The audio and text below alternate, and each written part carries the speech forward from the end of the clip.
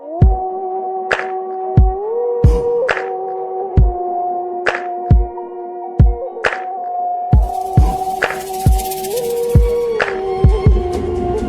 Trainees, तो आज हम एक्सप्लोर करेंगे दो नए टूल्स।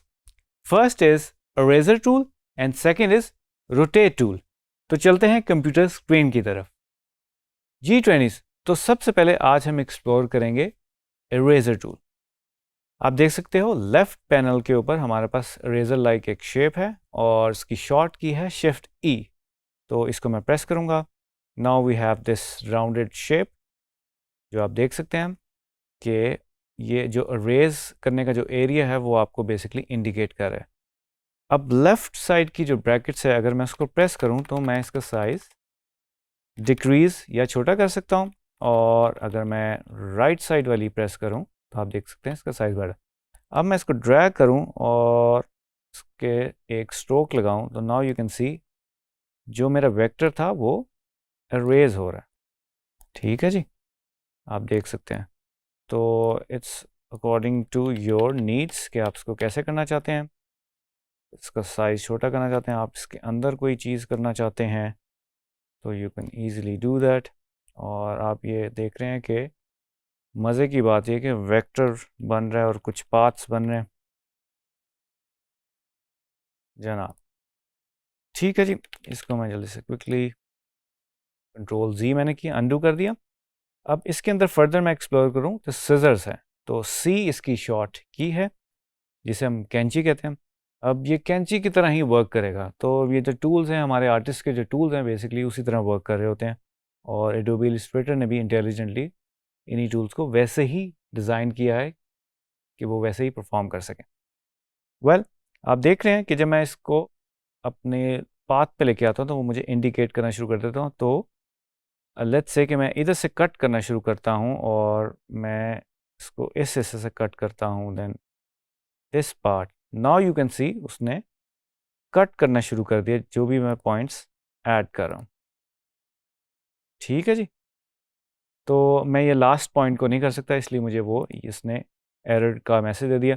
नाउ यू कैन सी ये हमारे जो सारे पीसेज हैं वो अलग-अलग हो गए। ठीक है जी, तो again according to your needs design आप इसको कर सकते हो। अब मैं यूज़ करूँगा जो थर्ड वन इज़ नाइफ। ठीक है, this is also works like a चाकू। ठीक है जी, मैं जब चाकू फेरूंगा नाइफ को इसके ऊपर से तो आप देख रहे हैं कि हम ज़रा थोड़ा सा और लगा देते हैं किसी भी डायरेक्शन में। बेसिकली आप इसका स्ट्रोक लगा सकते हैं। नाउ यू कैन सी हमारे पास डिफरेंट फॉर्म्स आ गई। इसको मैं कंट्रोल वाई में भी आपको दिखा देता हूँ, जो वाई फ्रेम हमारा प्रीव्यू होता है। तो ये आप देख सकते हो, वापस कंट्रोल वाई करूँगा तो नॉर्मल हालत में आ जाएगा। और एक और इंटरेस्टिंग चीज़, अगर मैं एफ़ प्रेस करूँ तो आप देख सकते हो हमारे जो सारे जो पैनल वैनल और टूल्स वूल्स हैं वो गायब हो गए हैं एफ़ प्रेस करने से। तो आप एफ़ प्रेस करते रहोगे तो आपको ये डिफरेंट मोड्स, प्रीव्यू मोड्स में ले जाएगा। तो ये भी एक बड़ी मज़े की चीज़ है। चलें जी। अच्छा जनाब, तो आप जैसे कि ये देख रहे हो कि डिफरेंट शेप्स बन गई हैं, और ये आप देख रहे हैं कि बड़े ही ऑर्गेनिक से कुछ दाने में से टुकड़े वगैरह बन गए। तो ये हमने बेसिकली इसको नाइफ टूल से बेसिकली हमने इनको डिवाइड कर लिया, ट्रिम कह लें, क्रॉप कह लें, हमने ये किया। ठीक है जी, तो अब हम आगे बढ़ेंगे। अब हम एक्सप्लोर करेंगे रोटेट टूल। रोटेट टूल की मदद से आप बेसिकली रोटेशन दे सकते हैं उसको, किसी भी एंगल के ऊपर आप रोटेट कर सकते हो ऑब्जेक्ट को या अपने इमेज को।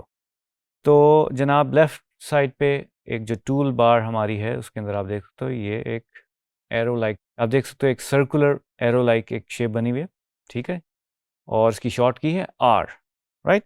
अब आप देख सकते हो बिल्कुल सेंटर में एक मिड पॉइंट या सेंटर पॉइंट या एंकर पॉइंट इसे कह सकते हैं, किसी भी ऑब्जेक्ट या शेप का होता है। और अगर मैं इसको ड्रैग करूँगा अपने माउस को प्रेस करके, now you can see we are getting some rotation. ठीक है जी, अब इंटरेस्टिंगली ये सेंटर पॉइंट की वजह से इस तरह से रोटेशन हो रही है।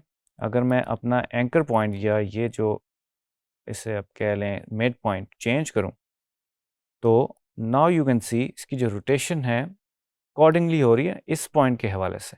ठीक है जी, तो ये एक समझ लें इस एज के थ्रू जो है वो हम इसको रोटेट करें।